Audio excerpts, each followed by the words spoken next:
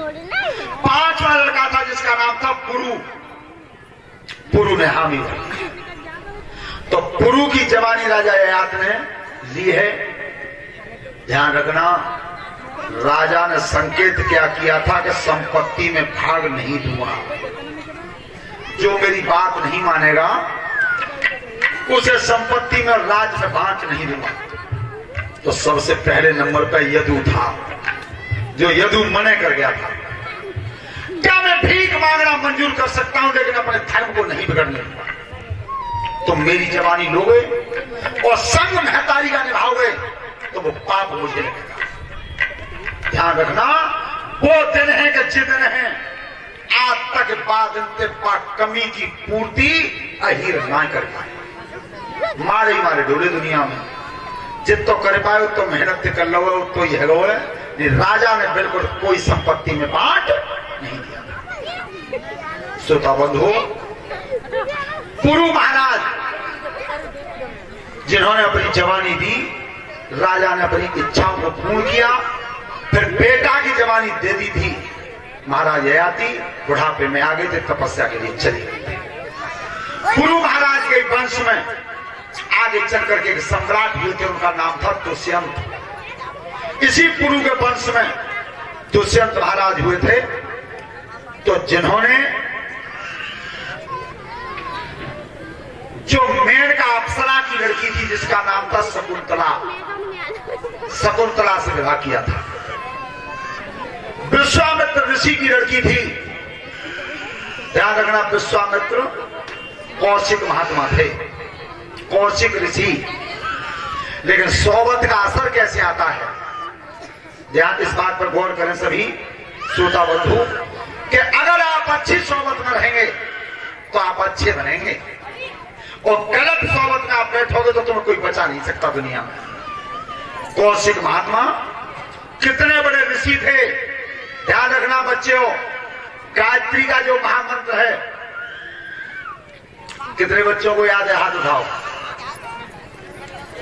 अरे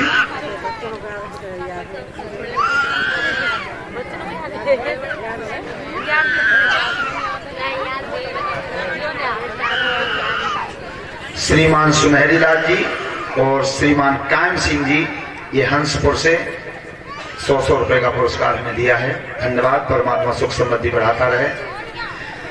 तो देखो सुनो, गायत्री का महामंत्र, हाथ तो कमेंट उठाओ, वैसे याद तो ज्यादा न बोलो। कभी भी अजमाइश करके देख लेना, रात में अगर डर लगे, भय लगे, तो गायत्री के महामंत्र का जाप करना, आधा डर रह जाएगा। और ये ऋग्वेद का मंत्र है, गायत्री का महामंत्र ऋग्वेद का मंत्र है। और सबसे पहले, सबसे प्रथम बार ये विश्वामित्र ऋषि के मुंह से निकला था सबसे पहले।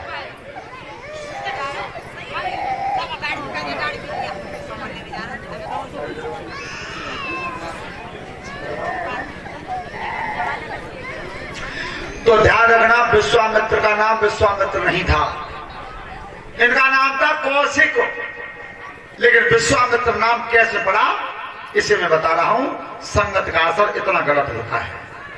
क्या जिस समय ये कौशिक मुनि समाधि में लीन थे, भजन कर रहे थे, उस समय इनकी तपस्या से देवराज इंद्र बेचैन हुआ था। देवराज इंद्र जब घबराया तो इसने मेन का नाम की अप्सरा थी जो देवलोक की वैश्या थी, और उसे महात्मा की समाधि को भंग करने के लिए भेजा था। और जब श्रृंगार करके सज धज के आई थी और इधर कौशिक महात्मा समाधि में लीन थे, तो चारों तरफ उसने नृत्य किया है। कैसे? अरे बाबा में और तो ये जगाई में आई, बाबा में तो ये जगाई में आई, बाबा में तो ये जगाई में आई।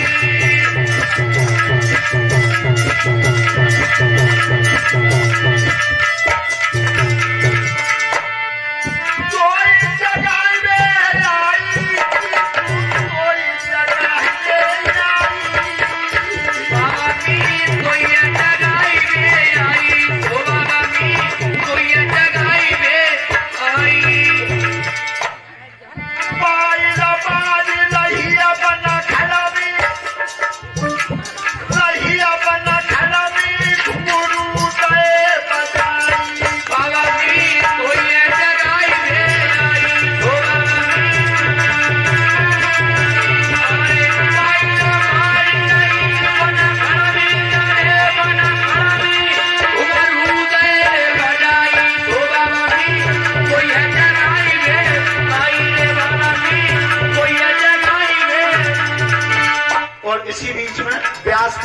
माध्यम से ये 200 रुपए का पुरस्कार हमें दिया है कौशल यादव अध्यापक जी शाहपुर से।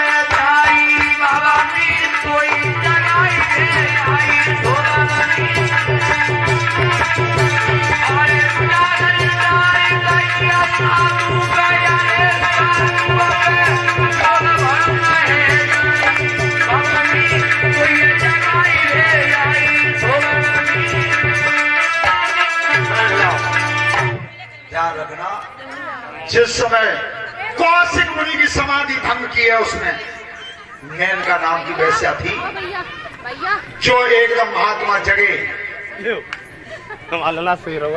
मेनका 4 कदम दूर हट गई, 4 कदम दूर हट गई। अब महात्मा तो हाथ करें पीछे तो मेनका भाजा गया,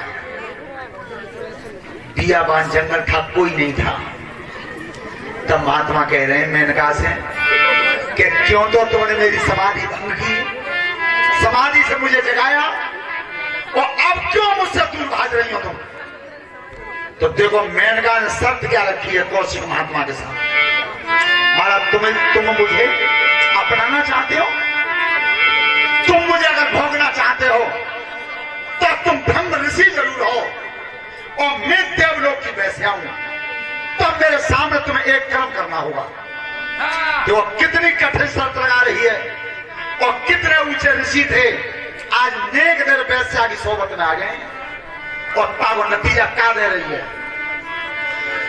देखी ध्यान ऋषि सुनियो, अरे जो मोकू तुम अपनाओगे, जो मोकू तुम अपनाओगे, वैश्या की संगत भोगो तो वैश्या मिट कहाओगे।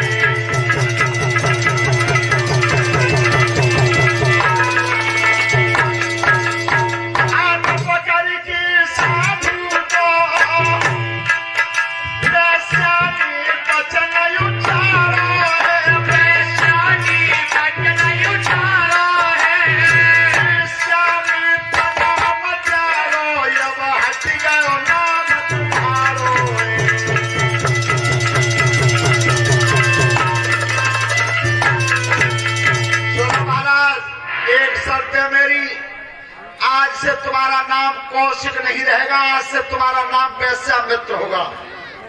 जहां पर राजी हो तो मैं तुम्हें अपनाने के लिए तैयार हूं। तो कौशिक जैसे ब्रह्म ऋषि ने वो एक वैश्या की संगत में अपना नाम ही बदलवा लिया। उस दिन से वैश्या मित्र हो गए, संगत होगी, एक कन्या पैदा हुई और कंड ऋषि के आश्रम पर उस लड़की को छोड़ करके मेनका चली। अब बताओ, न धनुई रो न धर्मुई रो, पेऊ छोड़ के चली गई और नाम बदले वो वैश्या मित्र नाम हो गया। जब वो लड़की कंड ऋषि के आश्रम पर पड़ी हुई, ध्यान रखना, उसी आश्रम पर एक दिन दुष्यंत महाराज आए, राजा दुष्यंत, और जिस समय लड़की के सुंदर रूप को देखा है उस समय प्रस्ताव रख दिया कि मैं तुमसे गंधर्व विवाह करना चाहता हूं। गंधर्व विवाह